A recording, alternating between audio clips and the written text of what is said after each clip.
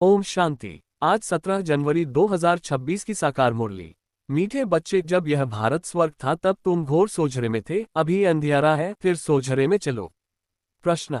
बाप अपने बच्चों को कौन सी एक कहानी सुनाने आए हैं? उत्तर। बाबा कहते, मीठे बच्चे, मैं तुम्हें 84 जन्मों की कहानी सुनाता हूँ।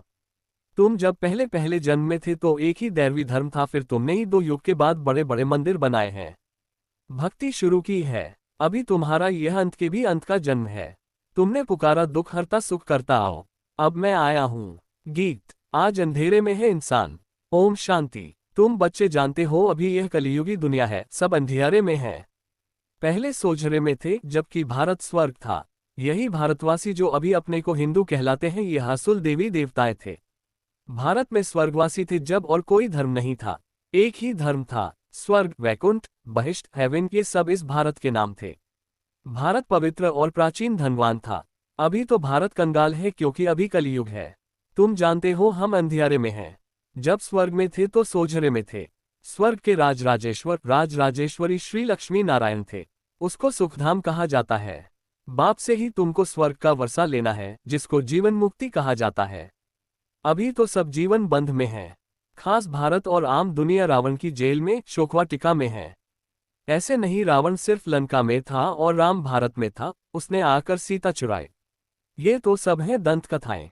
गीता है मुख्य सर्वशास्त्रमय शिरोमणि श्रीमत, अर्थात भगवान की सुनाई हुई है। भारत में मनुष्य तो कोई की सदगति कर नहीं सकते। सतयुग में थे जीवन मुक्त देवी देवताएं, जिन्होंने यह वर्षा कलियुग अंत में पाया था। मीठे मीठे सिकिलधे बच्चों प्रति मात पिता बाप दादा का याद प्यार और गुड मॉर्निंग। रूहानी बाप की रूहानी बच्चों को नमस्ते। धारणा के लिए मुख्य सार। पहला, आत्मा से बुरे संस्कारों को निकालने के लिए देही अभिमानी रहने का अभ्यास करना है। यह अंतिम 84वां जन्म है, वानप्रस्थ अवस्था है, इसलिए पुण्य आत्मा बनने की मेहनत करनी है। दूसरा, देह के सब संबंधों को छोड़ एक बाप को और राजाई को याद करना है।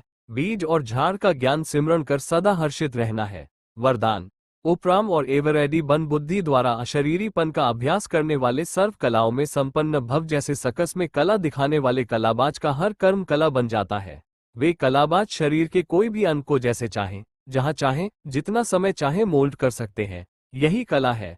आप बच्चे, बुद्धि को जब चाहो जितना समय, जहां स्थित करने चाहो वहां स्थित कर लो। यही सबसे बड़ी कला है।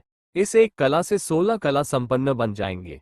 इसके लिए ऐसे उपराम और एवरेडी बनो जो ऑर्डर प्रमाण 1 सेकंड में अशरीरी बन जाओ। युद्ध में समय न जाए। स्लोगन। सरलता और सहनशीलता के गुण को धारण करने वाले ही सच्चे स्नेही और सहयोगी है। अच्छा। ओम शांति।